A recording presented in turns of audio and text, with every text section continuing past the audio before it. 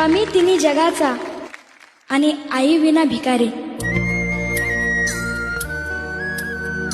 आई आपल्या बाळाला जन्म देते, बोलायला शिकवते, चालायला शिकवते। आई आपल्या बाळाला जीवन कसं जगायचं हे शिकवते। आई बाळाला संस्कार देते।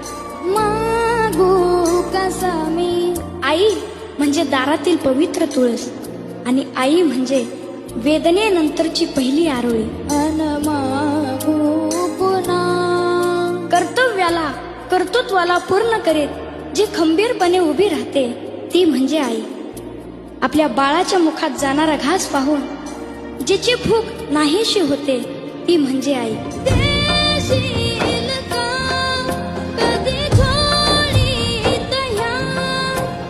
शेवटचं वाक्य सांगतो, आयुष्यात जी आपल्या बरोबर असताना तिची किंमत कधीच कळत नाही आणि ती गेल्यानंतर तिच्याशिवाय कशालाच किंमत उरत नाही, तिला आई म्हणतात। क्या बात है।